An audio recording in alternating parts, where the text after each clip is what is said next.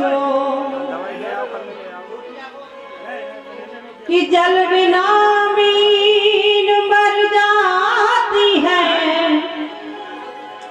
ये प्रसंग मछलियों से पूछो। और भगवान की भक्ति में सुख क्या है, ये प्रभु के भक्तों से पूछो।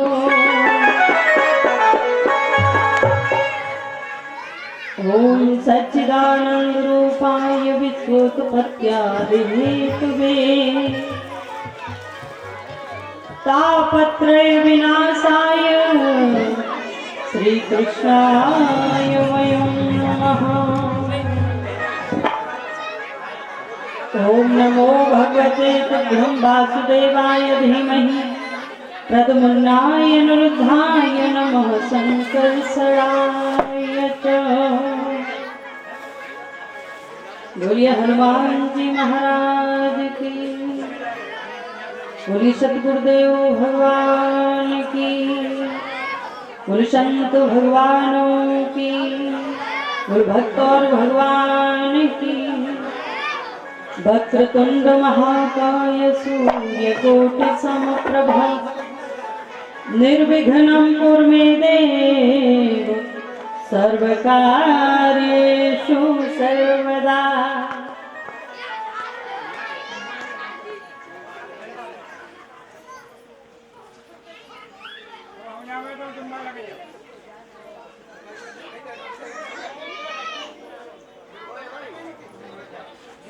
कि जीवना में तुमको देवा गणेश,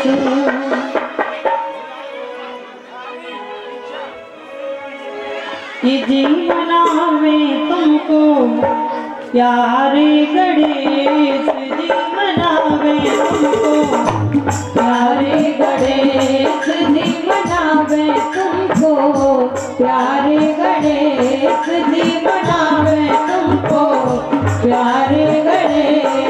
ओ भक्तों के काटे संतों के काटे तुमने सदा ही कलेश, जीवना में जय हो बनावे बनावे देवा गणेश, जीवना में तुमको प्यारे गणेश, जीवना में तुमको गौरी गणेश।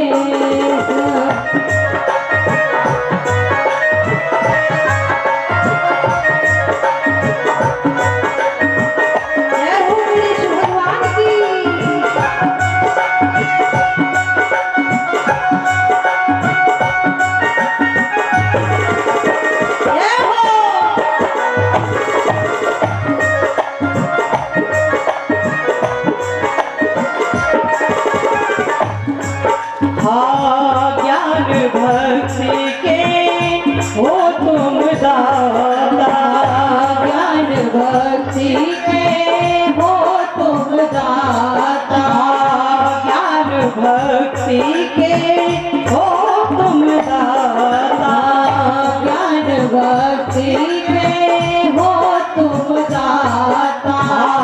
दीन दुखियों के हो भाग्य विधाता, दीन दुखियों के हो भाग्य विधाता।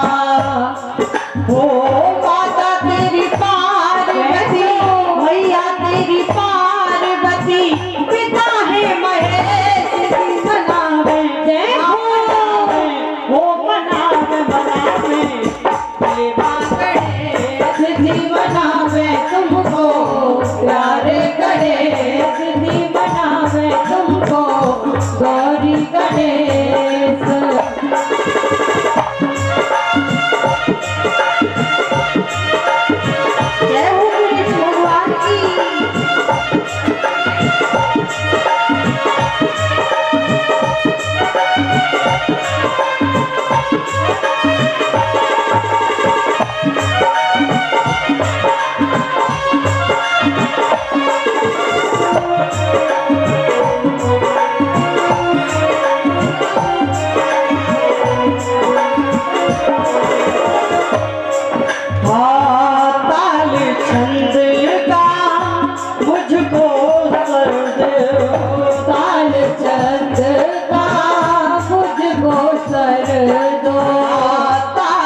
चंद्र का मुझको वर दो, ताल चंद्र का मुझको वर दो।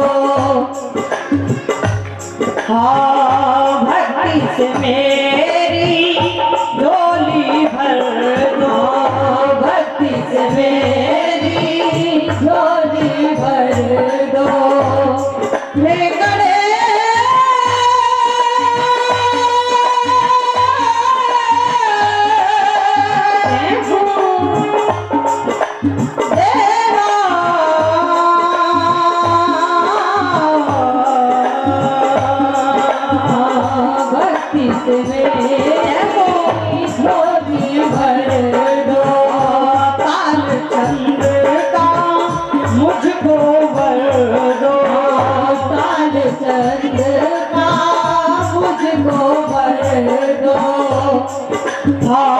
देवों ने तुमको पूजा, देवों ने तुमको पूजा, सदा ही हमें सिद्धि मनावे, हाँ मनावे मनावे, देवा करे सिद्धि मनावे तुमको, देवा करे सिद्धि मनावे तुमको, गौरी करे।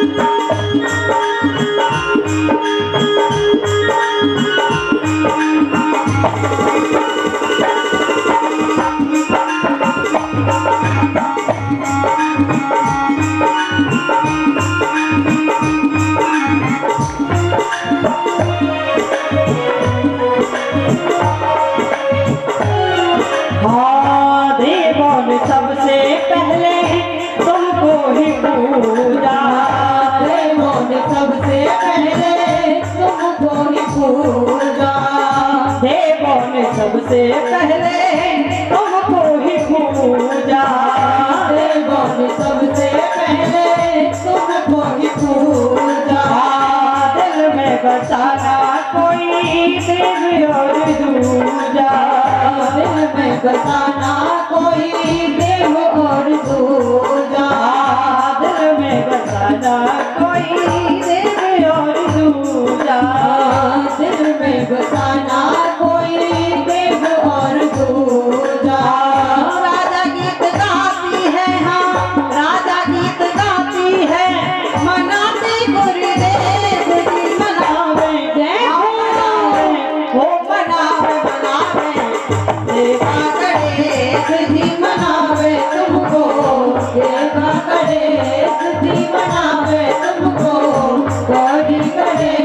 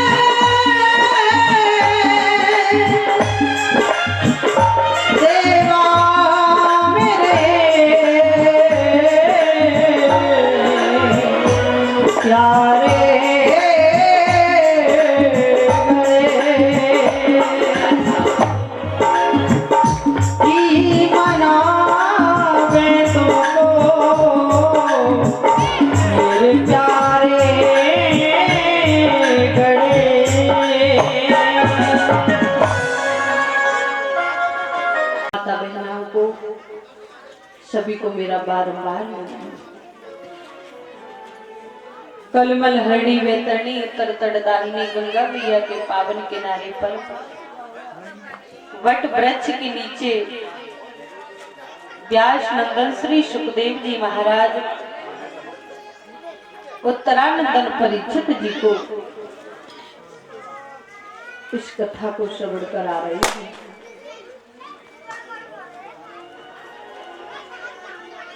आज इस कथा को श्रवण कराते हुए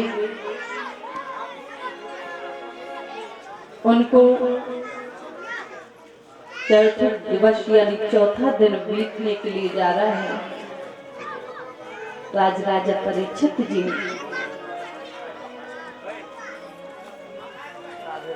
जय श्री राधे महाराज जी और जितने भी हमारे आदरणीय हैं जो पूजनीय संत भगवान आ रहे हैं वो यह स्थान ग्रहण करें।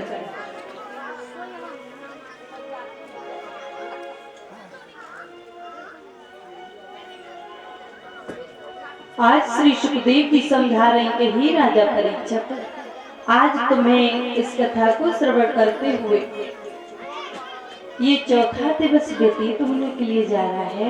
आप ये बताइए कि आपको भूख तो नहीं सता रही, निद्रा तो नहीं सता रही या कोई और विकार तो नहीं सता रहा है। तो राजा परीक्षित जी कहने लगे हैं कि हे मुनिवर, जब तक मैंने इस प्रभु की कथा का श्रवण नहीं किया था तो मेरे मन में भूख, प्यास, मुझे निद्रा, ये सब कुछ विकार सता रहे थे। लेकिन जब से मैंने इन प्रभु की कथा को सुनना प्रारंभ किया है तब से धीरे धीरे मेरे सारे विकार, मेरी निद्रा, मेरी भूख, प्यास, ये सब धीरे धीरे कम होते जा रहे हैं और मन में एक ही आकांक्षा है कि केवल मैं उन प्रभु की उस आनंदमयी कथा को ऐसे ही निरंतर श्रवण करता रहूं, क्योंकि आपने ही तो कहा है कि ओम कृष्ण नारायणं वंदे कृष्ण वंदे ब्रज प्रियं कृष्ण द्वैपायनं वंदे कृष्ण वंदे प्रथासुतम्। और हे महाराज, आपने भी ये भी बताया था कि यथा यथा पुरुषाय कल्याणे कुरुते मना तथा तथा सर्वार्था सिद्ध्यन्ते न संशय।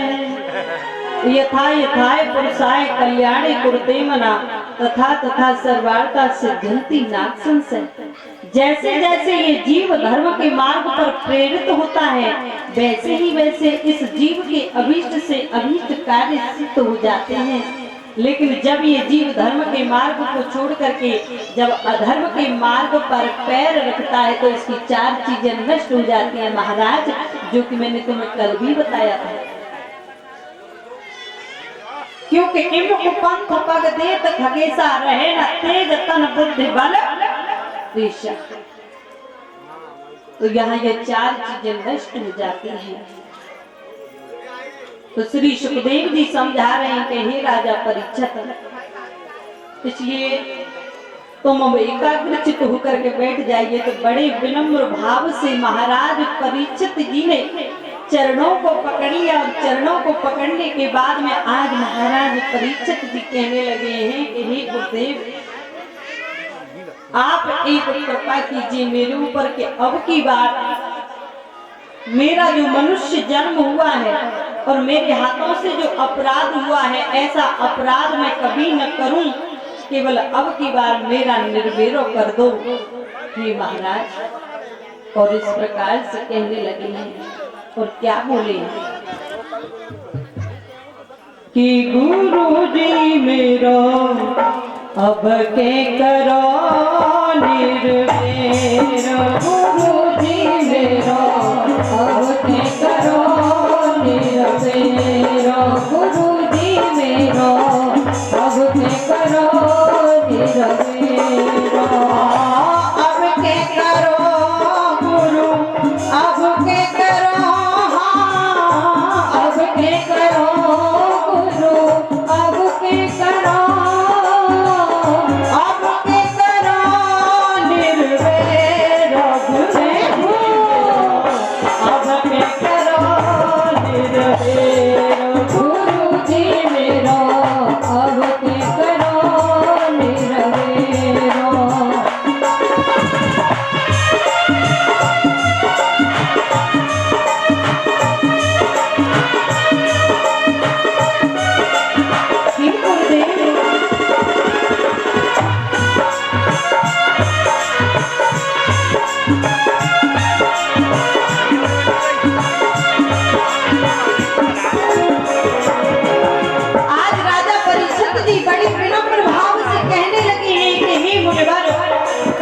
केवल एक बार मेरा, अब की बार आप ही मुझे मेरा कल्याण कर सकते हो। मेरा कल्याण का रास्ता आप ही बता सकते हो, क्योंकि मेरे पास में 7 दिन थे। उन 7 दिन में से 3 दिन तो निकल ही चुके हैं हे महाराज। तो बोले हैं, और क्या बोले, एक होई में ताहि भुलाऊं, पाचाने आएंगे गुरु जी, पाचाने आएंगे। अगर एक हो तो, लेकिन क्या करूं हे गुरुदेव, पांचों ने आकर के घेर लिया है मुझे, इसलिए केवल आप ही वो रास्ता बता सकते हो। एक हो मैं ताहि भुलाऊं, पांचों ने आए घेरा गुरु जी, पांचों ने आए घेरा। और बोले हैं, पाचन के 25 बनता है, पाचन के 25 बनता है, बड़ा कुटुंब है मेरा गुरु जी मेरा, अब के करो मेरा मेरा गुरु जी मेरा, अब के करो मेरा मेरा।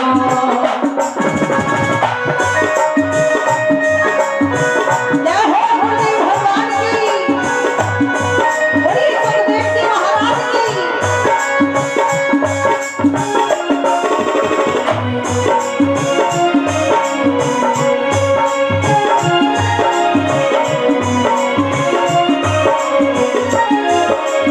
और कहने लगे हैं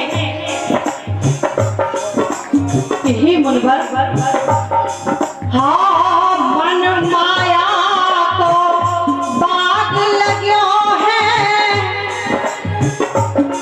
आज कहने लगे हैं कि हे मुनिवर, मेरी ये 5 इंद्रियां हैं और उनके 5 और भी कुटुंब बढ़ जाता है तो 5 को मिलाकर के 25 हो जाते हैं, और उन 25 से मैं अकेला कैसे जीत सकता हूँ। वो मार्ग आप ही मुझे मार्गदर्शन कराइए हे मुनिवर। हाँ मन माया को बाग लग्यो है, लजरा बहुत घनेरा गुरु जी, लजरा बहुत घनेरा। हाँ चंदा सूरज जामे नदी है, चंदा सूरज जामे नदी है, छाय रया झप अंधेरो गुरु जी मेरा, अब मैं करा निरवेरा गुरु जी मेरा, अब मैं करा निरवेरा।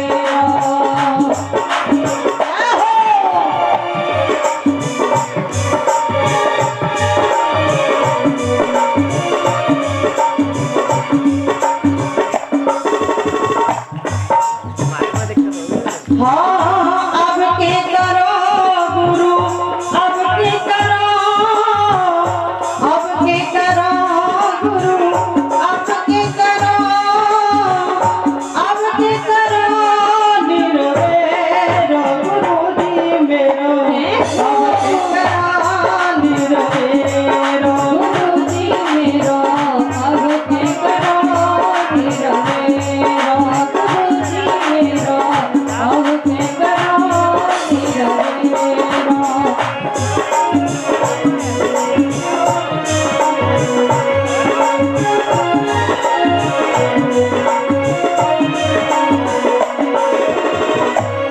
और कहने लगे हैं कि ये जो मन मेरा है, ये मन माया के अंदर फंसा हुआ है।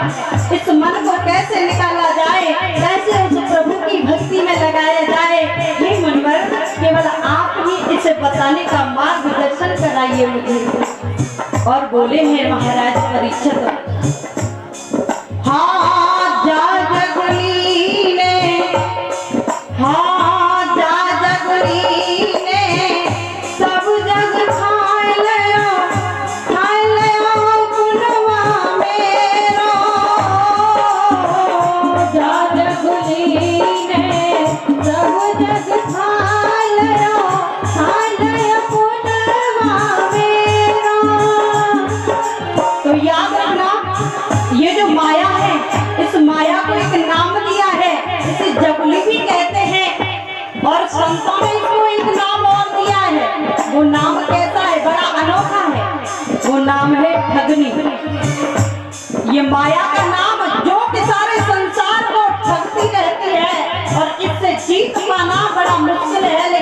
जीत कब सकते हो जब तुम प्राणों के प्राण परमात्मा की शरण ग्रहण करते हैं तब।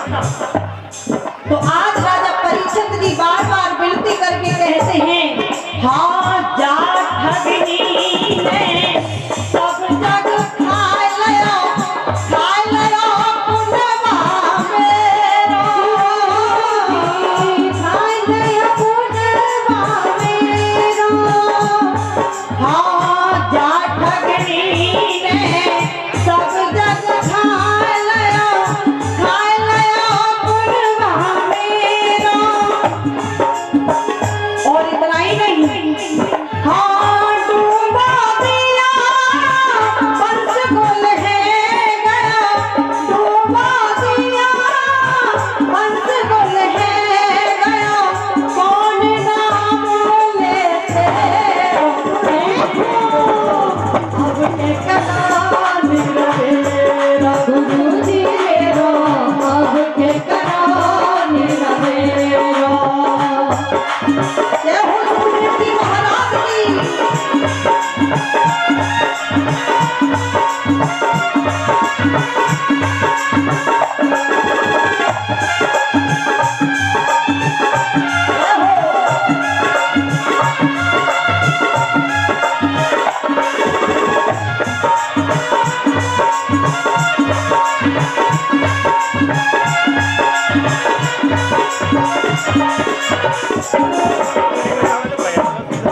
आज महाराज परीक्षित जी ने जब ये बात कही है तो उसी समय पर श्री सुखदेव जी महाराज कहने लगे हैं, यही राजा परीक्षित अभी तेरे पास में अभी कुछ समय और है और तेरे पास तो 7 दिन है।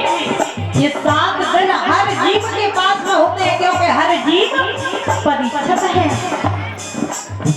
क्योंकि प्रभु की इच्छा से ही ये जीव पैदा हुआ है यहाँ पर। और जो जीव जैसे कर्म करता है उससे वैसे ही भोगों की प्राप्ति होती है। और राजा परीक्षित से भी श्री सुखदेव जी महाराज बोले हैं, क्या हे महाराज परीक्षित, अब तुम एकाग्रचित्त होकर के बैठ जाइए और प्राणों के प्राण परमात्मा जिनकी भ्रमरी विलास से ये सृष्टि का लय होता है, महाप्रलय होती है, उन प्रभु की शरण में आप बैठ करके उन्हीं के नाम का संकीर्तन करिए। और साथ ही साथ ये यहाँ पर विराजमान इतने संत हैं जो कि इस समय तुम्हारे पास में बैठे हैं, ये बड़ी कृपा होती है उस प्रभु की, क्योंकि जहाँ पर संतों का पदार्पण होता है वहाँ प्रभु की पूरी कृपा होती है, क्योंकि संतों से ही तो परमात्मा मिलते हैं और संतों से ही हमें वो आदेश मिलते हैं। और राजा परीक्षित जी से बोले हैं, क्या संतन की जिया समझ में आवे। याद रखना, जो कि भगवान से इतने जुड़े हुए होते हैं लेकिन उस प्रभु की माया इनकी भी कभी कभी समझ में नहीं आती है। हाँ संतन की जिया समझ में आवे, जाय जुग जाय घनेरा दुनिया, जाय जुग जाय घनेरा। लेकिन याद रखना, जब राजा परीक्षित को सुखदेव जी जैसे सदगुरु मिल गए तो उनका तो कल्याण होना निश्चित है। हाँ राजा परीक्षित को, हाँ राजा परीक्षित को सतगुरु मिल गए, राजा परीक्षित को सतगुरु मिल गए। और है गया भक्त उजेरो, मेरो करो निर्भेरो, गुरु जी मेरा अब के करो निर्भेरो।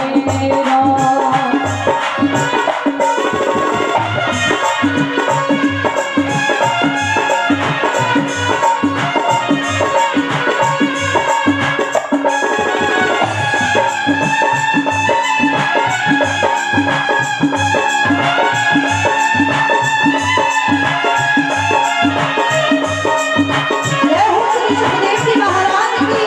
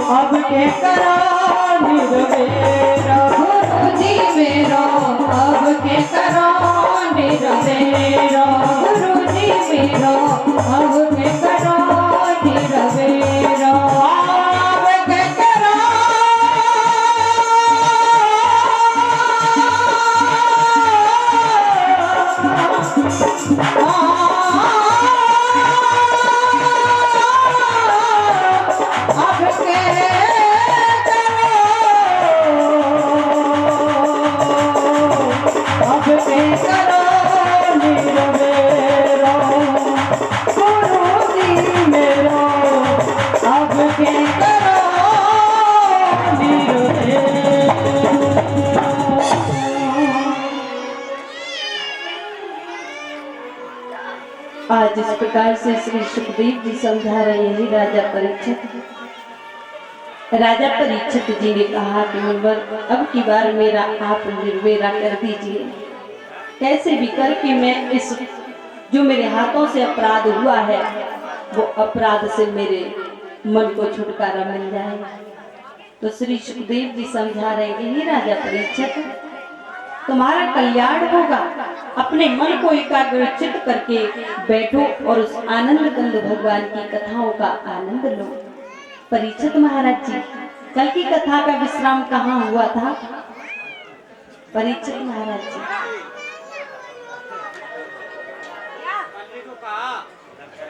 कथा कहाँ विश्राम हुआ था?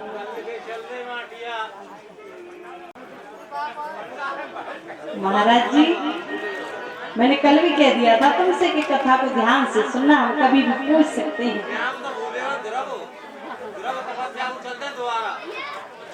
अच्छा अच्छा, देख लो तुम।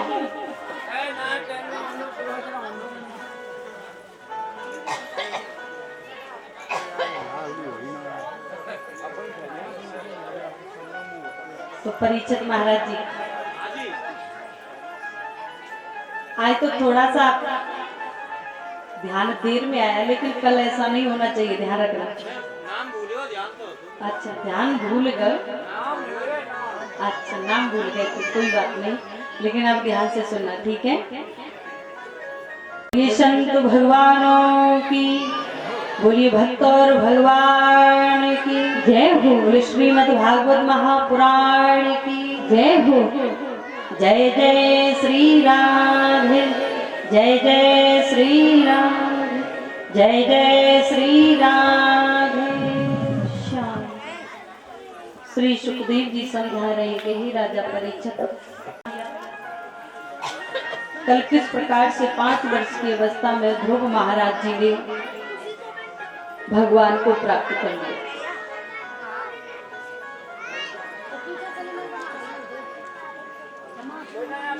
छत्तीस 1000 वर्ष राज करने के बाद फिर भी इनको माया नहीं व्यापी, ध्रुव महाराज को ध्रुव पद की प्राप्ति हुई।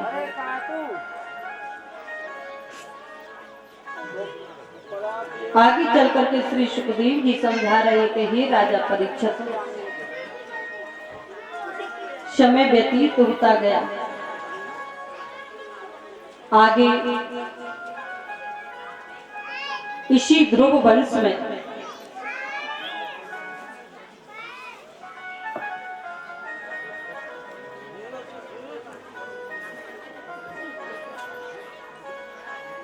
एक महाराज हुए हैं जिनका नाम है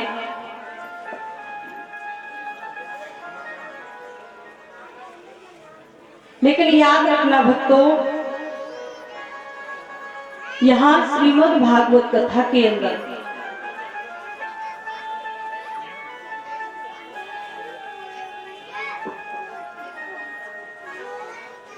जो भी कथा आई है तो इन कथाओं में जिसने जैसा कर्म किया है उसे वैसे ही फल की प्राप्ति हुई है।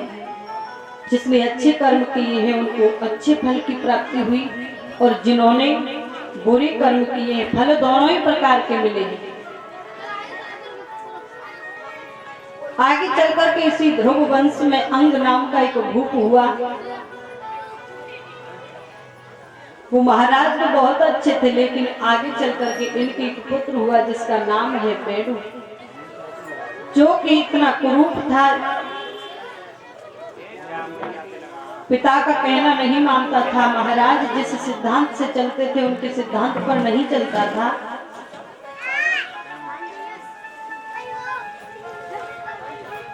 संतों ने भी इसको समझाने का प्रयत्न किया, लेकिन संतों की बातों पर भी इसने विश्वास नहीं किया।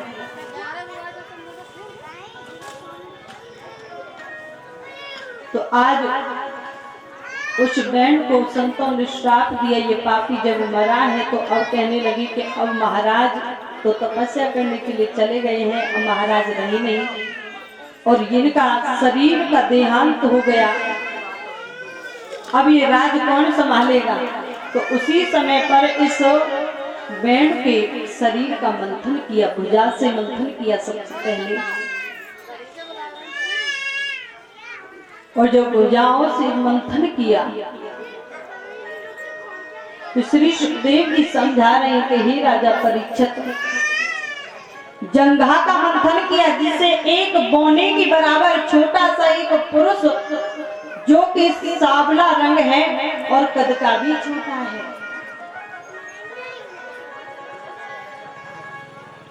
उसने हाथ जोड़ करके संतों के सामने कहा कि मैं कौन हूं। उन्होंने कहा कि तुम जंघा से प्रकट हुए इसलिए तुम्हें लोग निषीद मानेंगे, तो तुम जाओ दक्षिण दिशा में जाकर के निषादों के राजा कहलाओगे, जिन्हें हम आज तुम निषाद के नाम से जानते हैं।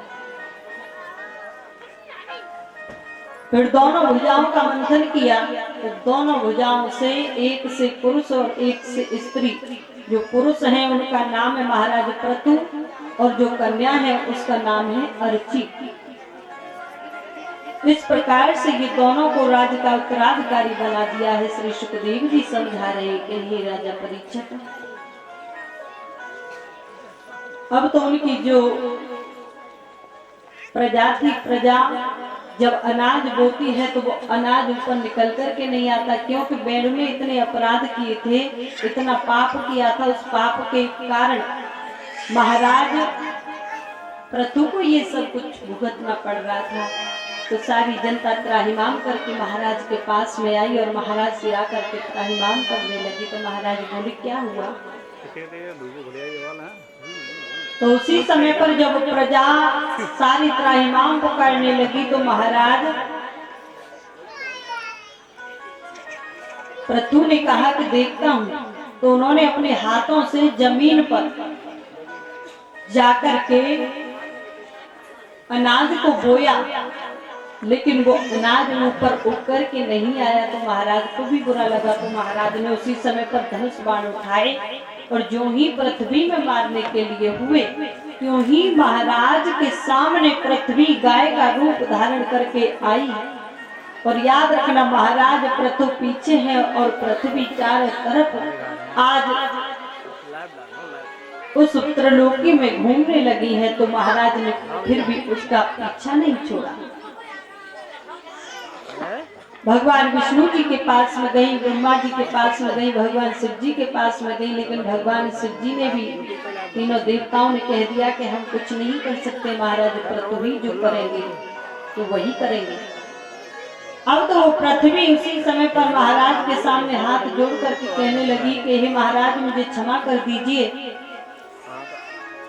अगर आपने ये बाण मार दिया तो न जाने कितने प्राणियों के प्राण जाएंगे और महाप्रलय हो जाएगी, मुझे क्षमा कर दीजिए, इसमें तुम्हारा कोई अपराध नहीं है। ये अपराध केवल जो बैंड ने अत्याचार किया था, उस अत्याचार के कारण ये आज ऐसा मुझे करना पड़ा है। क्यों कि भर पेट अन्न जब मिलता है तो पाप को कर्म सुहाते हैं, और जब भोजन के ही लाले हो तो पाप किसे दिखलाते हैं।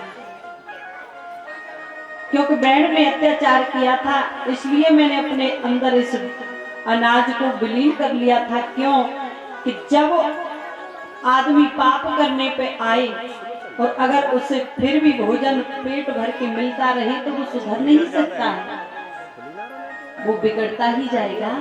इसलिए मैंने वो अनाज अपने अंदर विलीन कर लिया। लेकिन अब वो समय तो चला गया, अब समय दूसरा आ गया, इसलिए महाराज मुझे क्षमा कर दीजिए और मेरे अंदर जितने जो अन्न बीज सब कुछ है वो सब आप दुह सकते हैं।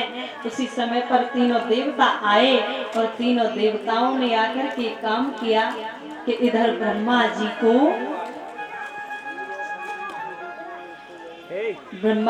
बछड़ा बनने के लिए कहा। तो आज ब्रह्मा जी बछड़ा बने हैं और उस पृथ्वी से, पृथ्वी रूपी गाय से आज उन्होंने वो अन्न बीज औषधियां ये सब कुछ दोह लिया। कैसी लीला है प्रभु की। बोलो आनंद कंद भगवान की। इस प्रकार से महाराज पृथु ने यज्ञ किया। उस यज्ञ में भगवान प्रसन्न हुए तो भगवान ने कहा कि तुम क्या चाहते हो। तो उन्होंने कहा कि प्रभु अगर आप मुझे देना चाहते हो तो केवल एक ही चीज दीजिए प्रभु कि मैं तुम्हारी कथाओं का रसास्वादन करता रहूं। इसलिए मुझे 10,000 श्रवण चाहिए। तो आज 10,000 श्रवणों को भगवान ने दिया और कहा महाराज पृथु आप धन्य हो। इस प्रकार से महाराज पृथु को ये वरदान दिया है भगवान ने। बोलो गोविंद भगवान की।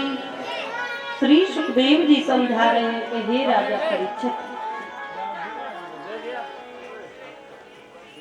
आगे चल करके वो महाराज हुए हैं जिनका नाम है चित्रपति नाभि नरेश,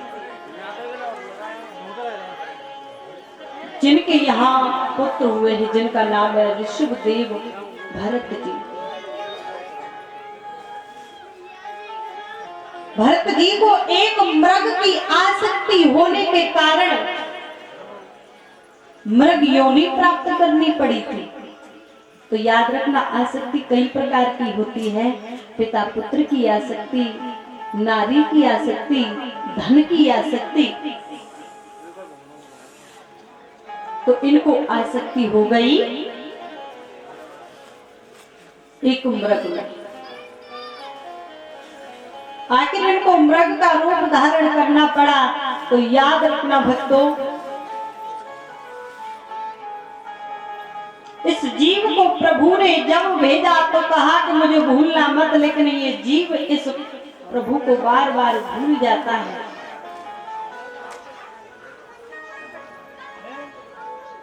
चार बेटाएं हैं और चार बेटाओं को 3 की शादी कर दी और चौथे बेटा की शादी की उम्र हो गई है और पिता का जाने का समय आ गया, लेकिन उस पिता का ध्यान बेटा की तरफ है।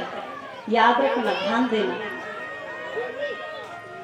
कि हे प्रभु मेरे इस बेटा की भी शादी हो जाए, फिर जाके एक नाती और हमारी नाती है जाए, जाके एक बेटा है जाए, बाकी बाद में हमें उठाना। तो आसक्ति उस बेटा में लग गई। दूसरा जन्म धारण करके आए। तो दूसरा जन्म लिया किसका? क्योंकि उसने प्रभु का भजन नहीं किया तो उसका जन्म कैसा? पशु का। तो या तो प्रभु ने उसे बैल बना करके भेज दिया या पर जानवर बना करके भेज दिया। बैल बना तो जिस घर से वो गया उसी घर में वो आ गया देव युग से। घर वालों ने क्या किया? भूसा डालते हैं, चारा देते हैं और फिर सारा दिन बोझा ढुआते हैं, क्योंकि भजन नहीं किया ना। और जब तक वो बोझा ढोता रहा तब तक उसे चारा डालते रहे, लेकिन आखिरकार जब उसकी आयु बुढ़ापे की तरफ पहुंच जाती है, लेकिन प्रभु का ध्यान तब भी नहीं लिया, तब भी नहीं लिया। तो जब वो बुढ़ापे की तरफ पहुंच गया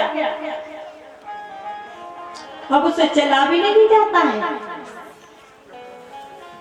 अब बोझा कैसे ढोए? और जब बोझा नहीं ढोते हैं तो उसे कभी चारा डाल दिया और कभी चारा नहीं डाला। अब तो और कमजोर हो गया, और कमजोर हो गया। तो अब तो अंत समय जब उसका आया, लेकिन अंत समय पर फिर प्रभु को भूल गया। फिर भी परिवार की याद बनी रही, फिर भी परिवार की याद बनी रही। और अंत समय पर क्या हुआ? पिता तहरे और पुरघ से और कंधा बोझ न ले, और ऐसे बूढ़े बैल को सुकौन बाद घुस दे। अब किसी काम के नहीं रहे ना। तो वो चारा भी डालना बंद कर दिया, लेकिन अंत समय पे फिर भी प्रभु की याद है, जब मनुष्य को इस जीव को लाया, फिर भी आसक्ति बनी रही।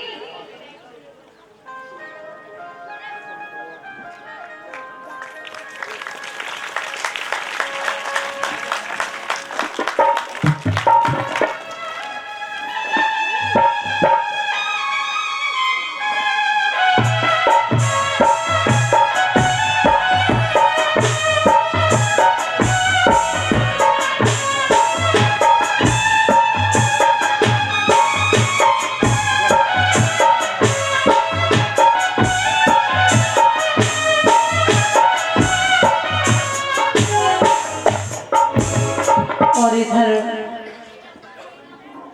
ये प्रधान जी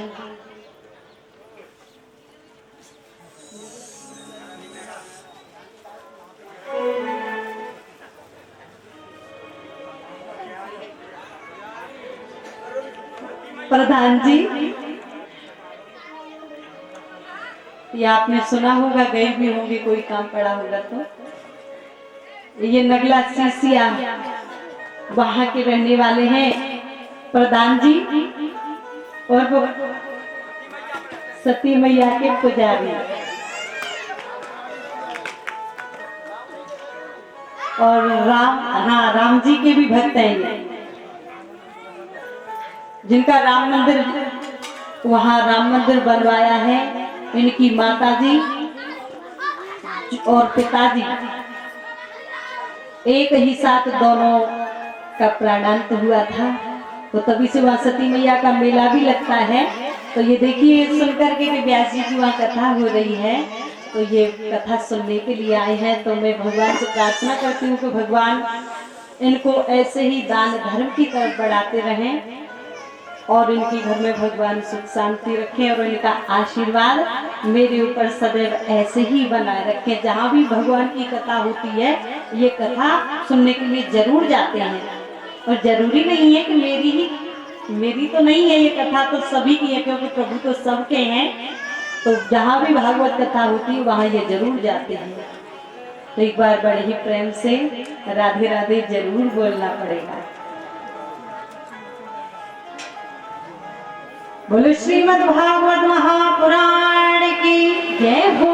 बोलो सतगुरुदेव भगवान की जय हो। जय जय श्री राधे, जय जय श्री राधे, जय जय श्री राधे। तो याद रखना, आज जब वो बैल बना तो बैल को भी, जब वो किसी काम का नहीं रहा तो उसे चारा डालना भी बंद कर दिया, लेकिन जब उसका अंत समय आया तो भी उस प्रभु का याद, बिल्कुल प्रभु का ध्यान आया ही नहीं। फिर भी ध्यान परिवार की तरफ, तो भगवान ने कहा चल ठीक है, मैं तुझे फिर भेजता हूँ। तो उसे बना करके भेज दिया एक श्वान, यानी कुत्ता, और कुत्ता बना करके भेजा। फिर वो उसी परिवार के आस पास ही रहता है, लेकिन भगवान का ध्यान फिर भी नहीं है। परिवार में पूरे में रहा, कौड़ी खाए, उन टुकड़ों से पलता रहा, पेट भरता रहा, लेकिन अंत समय आया तो फिर भगवान का ध्यान नहीं आया। तो भगवान बोले फिर भी नहीं आया ध्यान, चलो कोई बात नहीं है, चल तू परिवार से पहले अच्छी तरह से शांत हो ले। फिर उसे बना करके भेज दिया, क्या शरीर पर इस जमीन पर रहने वाला सर्प का जन्म दे दिया, सर्प योनि में डाल दिया। तो परिवार में नाती पंथी ये सब हो गए, लेकिन उसकी आसक्ति नहीं गई, आसक्ति नहीं गई। तो उसे एक दिन नाती खेल रहे थे और वो सर्प वहां निकल करके आया। कुछ और गांव के 2-4 लोग आए, जब उन्होंने देखा कि अरे कहीं ये बच्चों को खा ना जाए, वो तो आया अपने नाती बेटाओं से मिलने के लिए। तब तक भी 5-6 जने आए और आए के लाठी उठाई और तुम जानते हैं कि जो चार छहन के पल्ले पड़ जाए तो राम नाम सत्य कर दिया।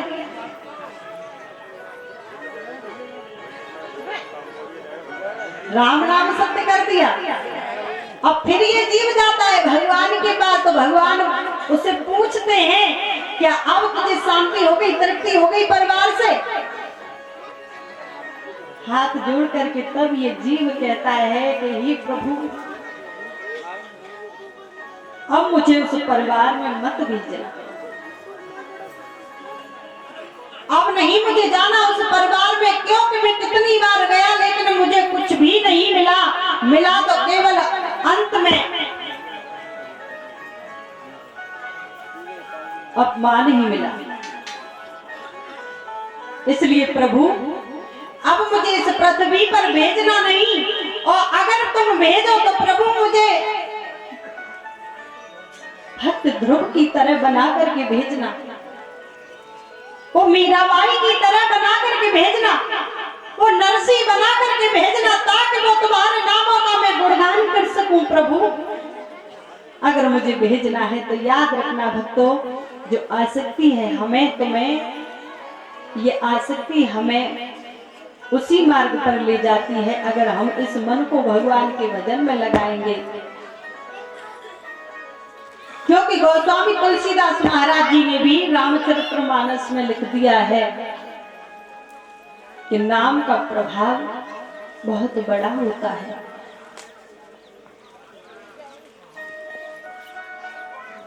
क्योंकि उन्होंने कहा है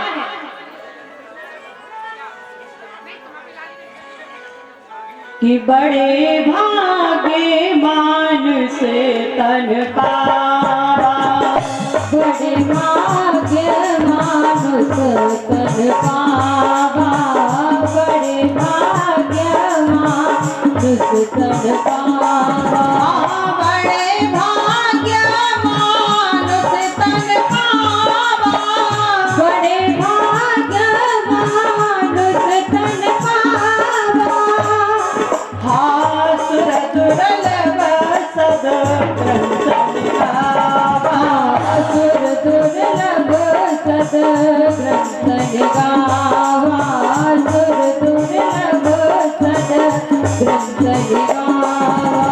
और इतना ही नहीं तो बड़े भाग्य से यह मनुष्य का तन मिला है, इसलिए उस प्रभु को भूलना नहीं है, उस प्रभु का भजन करना है, उस प्रभु को याद रखना है।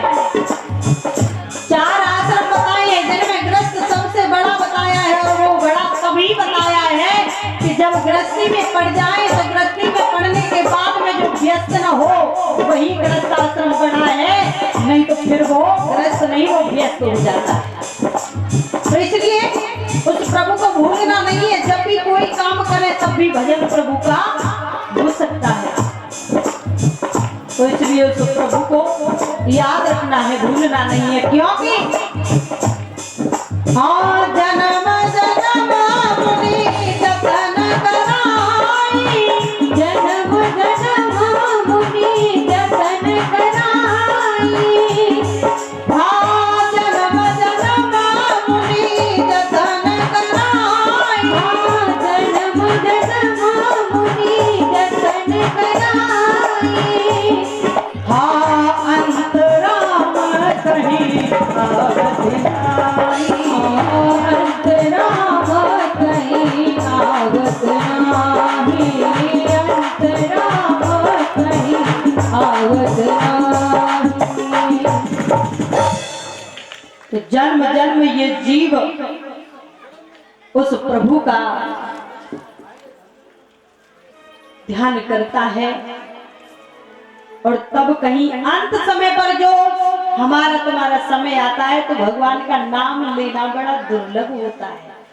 अगर अंत समय पे सारे जीवन नाम लिया, लेकिन अंत समय में आसक्ति अगर किसी चीज में पड़ गई तो वो हमारा सारा किया धरा सब बेकार हो जाता है। इसलिए जैसे हम कोई फंक्शन होता है, कोई भी हमारे घर में या पड़ोसी के यहाँ या गांव में या रिश्तेदारी में अगर कोई भी कार्यक्रम होता है या फंक्शन होता है तो उसकी तैयारी करते हैं पहले से।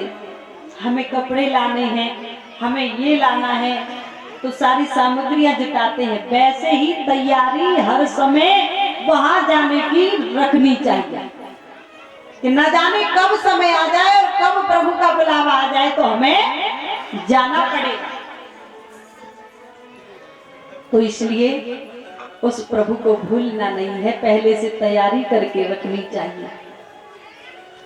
श्री सुखदेव जी समझा रहे हैं कि हे राजा परीक्षित, आज इस प्रकार से महाराज पृथु का कल्याण हुआ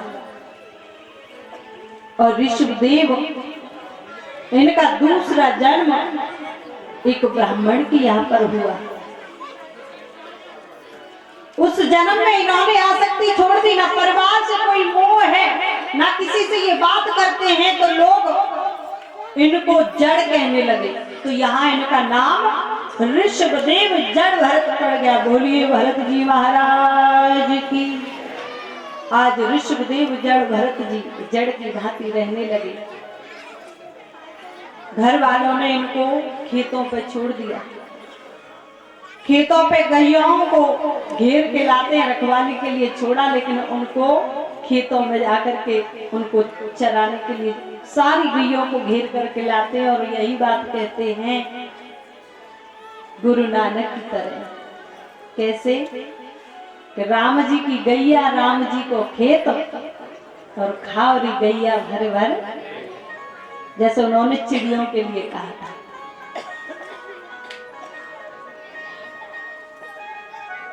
लेकिन याद रखना, जब कोई जीव उस परमात्मा का ध्यान करता है तो उसका कल्याण करने के लिए चाहे भगवान किसी भी रूप में भेजें।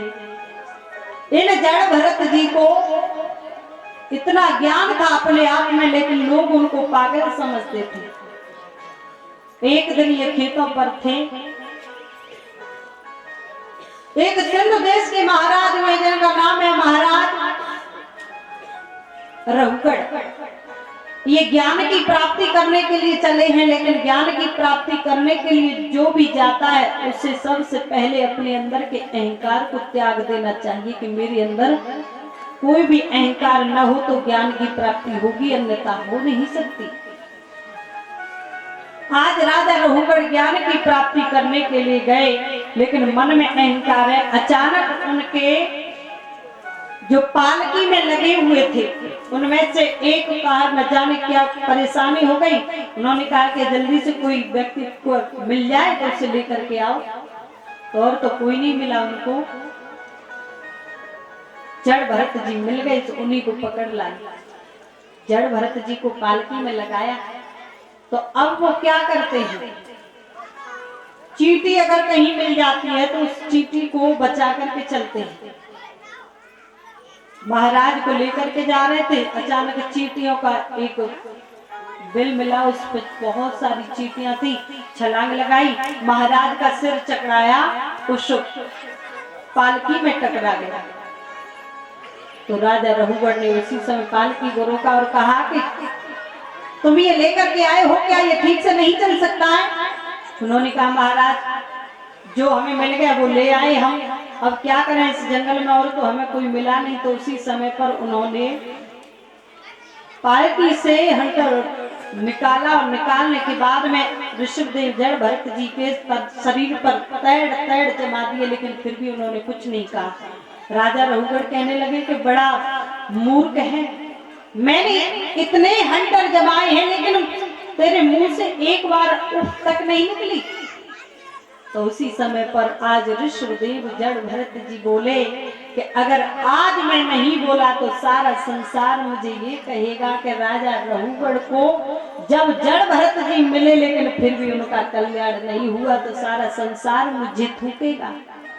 अब तो मुझे बोलना पड़ेगा। बोलो तो ऐसा बोलो कि सुनने वाले का कल्याण हो जाए।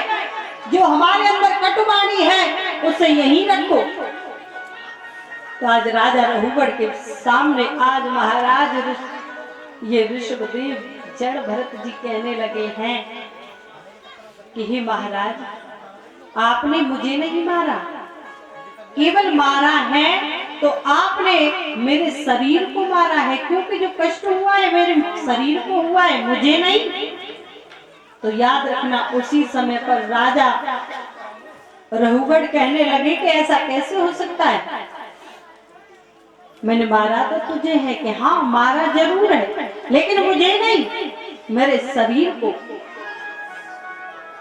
उन्होंने कहा कि अगर एक चूल्हे पर हड़िया चढ़ा दी जाए, उस हड़िये में पकाने के लिए चावल रख दिए जाए और उसमें चावल अगर डाल दिए जाए खौलते हुए पानी में, क्या वो चावल उबलेंगे नहीं? तो जड़ भरत जी कहने लगे उबलेंगे जरूर, लेकिन हे महाराज अगर उसी चावल के पतीले में उन चावलों के साथ साथ अगर कोई कंकड़ डाल दिया जाए तो क्या वो कंकड़ उबल सकता है? नहीं उबल सकता। क्यों?